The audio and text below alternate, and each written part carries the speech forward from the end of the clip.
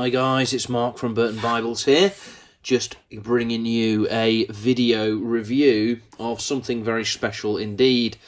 I do apologise, I haven't got my sound adapter for my iPhone, which is really beginning to annoy me, the lack of headphone jack in this iPhone that I have, but I'm relatively close to the camera, so I'm hoping that this is coming out okay. But I didn't want to delay. I wanted to film this tonight because I'm getting less and less free time as Christmas approaches. But I hope you're all well, and I'm bringing you today a review of a Bible that's very dear to my heart. This is a 1964 Thompson chain reference Bible that belonged to my granddad, and my dad has kindly loaned it to me, and I'm grateful for that, because I really wanted to take a close look at this Bible because I was so disappointed by the current Kirkbride top-of-the-line offering that I was talking to my dad about it, and he mentioned this Bible to me and said, well, why don't you take a look at this and see if it's any better? And let's take a look at it then, therefore. So this is B.B. Kirkbride Bible Company, American company, of course, that produced the Thompson Chain Reference Bible, and this is the 1964 edition. It does have quite a lot of my granddad's old notes and letters in, so we'll take them out to one side, and the Bible has been marked quite a bit. But first of all, excuse me, I am recovering from a cold as well. Let me say that I really like this binding. I really like it. I'm not too sure what sort of leather it is. It doesn't state on there. It is either a very good bonded leather, which back in the 60s probably wasn't the case, so I doubt it is bonded. I'd imagine it's some sort of genuine leather product. You can just see some slight deterioration there. Other than that, though, this cover feels really good. It's very supple. It's got a nice grain to it, which I think you can see in the light there. And overall, I'm really impressed. Bearing in mind this Bible's over 50 years old, the cover has held up particularly well to the years of use. So, you know, big kudos here to however they used to do things in the 60s, because they were obviously doing something right, because this Bible is still here over 50 years later. As we look at the page edges, they certainly were gilded after a fashion. Obviously, the 50 years of hard use by somebody who worked in the coal pits for most of their life. So you can really see the page edges have had some wear. But that's to be expected on a study Bible that's over 50 years old, and I hope that my study Bibles look like this in 50 years too as well, which shows that it's been used and used well. So there's not much yap going on here, as you can see. There's not much overlap there at all, but the page edges are really quite profoundly well preserved, which is really nice to see, again, on a Bible that dates from the mid-1960s. So let's take a look at this cover, because there's more interesting stuff going on inside here, because once we open the cover, you'll see that it's lined. It's not a leather liner, but it's lined by some sort of cotton reinforced or fabric reinforced cardstock, which is actually really nice, and you don't see this nowadays as far as I'm aware. People either go for the sort of traditional vinyl cardstock liner, or they go for a synthetic leather liner, or perhaps even in some cases fully leather lined. But this is actually really nice, and I'd like to see this being used more instead of your sort of vinyl or even your cheap card liner, because this linen finish, a bit like the playing cards that you used to get, this linen finish is actually really nice, and it feels nice and supple, and I definitely would like to see a return to that sort of thing. And what I was interested in to note was that the Bible is actually it's actually edge-lined. You can see where they have brought the edge in, the tab. They've created a tab and they've joined that to the book block and then put this piece over that. So the Bible is actually edge-lined, which again was nice to see that being utilised. So here is the Bible then, and there's a few pages of cardstock, and here it is, the front cover page. It's the 4th improved edition. We're up to the 5th improved edition now. And I think that means that there are a couple of things missing from here, but not too much, in all honesty. The copyright is there, 1964 Kirkbride Bible Company, and you'll see the previous editions listed there. And of course there was an edition after this in 1982, I believe, and then there was an edition in 1988, and that's currently, I believe, the edition that we are up to. So all very good, printed in the United States of America, as the current version is also printed in the United States of America, but I was not impressed at all with either the paper or the print quality in that particular edition. So the first thing to note is that this Bible is quite large, as you can see. It is what I would believe is referred to as their large print edition, and the dimensions of the Bible seem to back that up. As we take our ruler to it, we'll notice that it's nearly 26 centimetres, so you're looking at a Bible that's over 10 inches long and is about 7.5 inches wide, and the depth on this one is 1.5 inches, and that's bigger than the traditional standard sized Thompson chain reference. So I think this would equate to the large print, and the print would certainly back that up as well. As we get into the Bible, we're met with this fantastic 8-column layout that Thompson was renowned for, where you have 2 centralized columns of text, and then you have your outer columns which are servicing you with these chain reference, the chain reference system. Now, you can see that there's a bit of margin there that you can put notes in, and Grandad certainly populated it with notes and underlinings as well.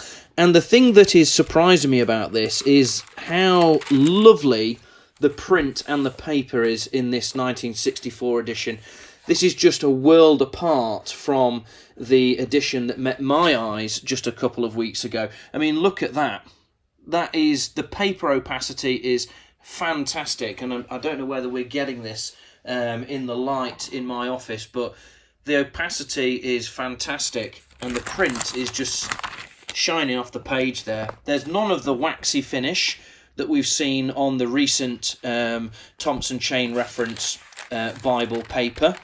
No waxy finish here, so you're not getting a distractive sheen on the paper. It's not reflecting the light and making the print difficult to read.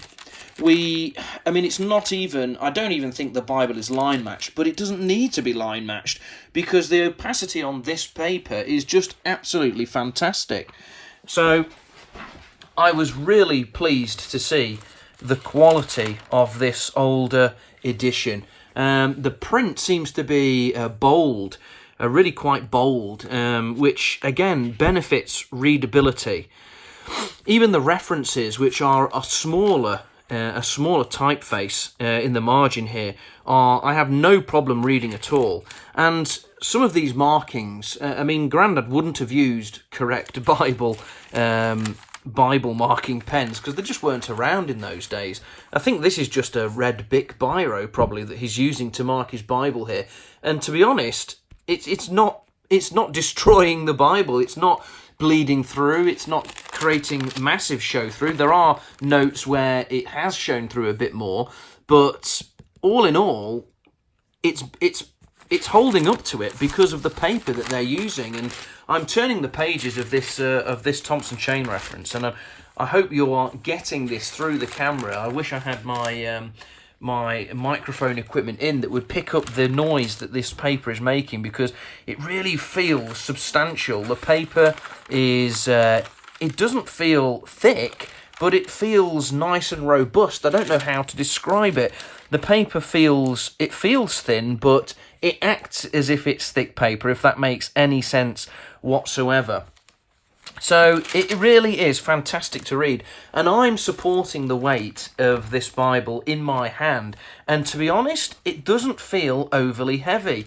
It seems to have pulled off that trick of being a big Bible, but not being overly heavy. And here's some sort of daily reading plan August the 9th, which was a Saturday. I suppose I could look up the year of that if I wanted to.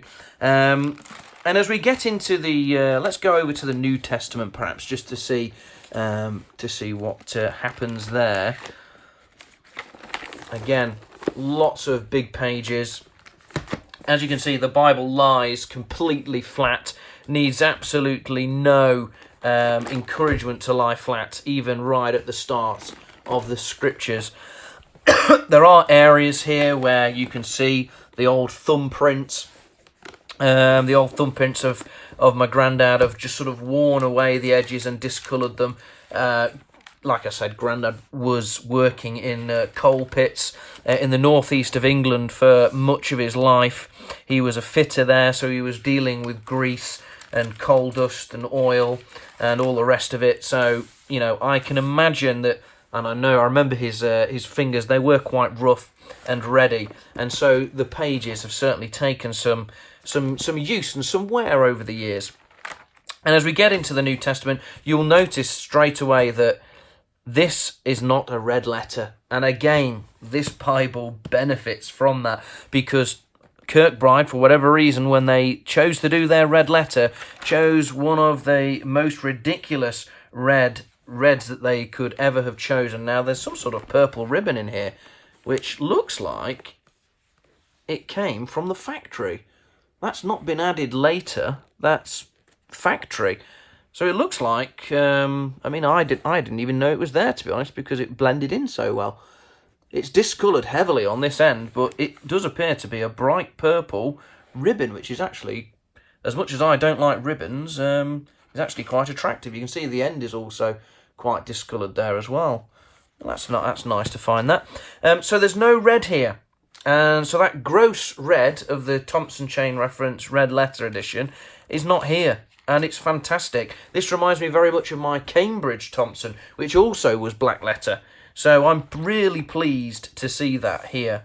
And this is a fantastic desk Bible because it sits so flat. And I'm sat at the desk right now and I'm reading it, and I'm absolutely loving the experience of reading this Bible. I mean, look at that. Look at the paper, and the print is just worlds apart. I can barely distinguish that there's writing on the other side of this page. The opacity is fantastic. So Thompson in the 60s, not Thompson, but Kirkbride in the 60s were doing something which they then later stopped doing, clearly, because the current Thompson chain reference, I find, in its various forms, and I've had one in imitation leather, I've had one in genuine leather, and both of them were substandard, to say the least, in terms of production value, and also in terms of their print and paper characteristics, were both subpar to what we have seen coming out of many other Bible publishers at low price points in the market today. So this Bible is just phenomenal. Absolutely love it. Would seriously be impressed with this. If this Bible arrived new with me today, obviously not used, I would be extremely happy with it. So it can be done. It has been done. So I guess this serves as just a reminder to us that older is often better, and newer isn't always progress, and newer isn't always the best. And sometimes we need to be reminded of what we did in the past to bring our standards back up, and, as the scriptures say, rediscover the old ways, for they're clearly better in some regards. So, leaving you with some images of this fantastic 64 Thompson chain reference. I just thought I would show it to you. I hope you found it interesting, and it's been a joy to enjoy a Thompson once again. So take care, God bless, we'll catch up soon on another video. Bye-bye.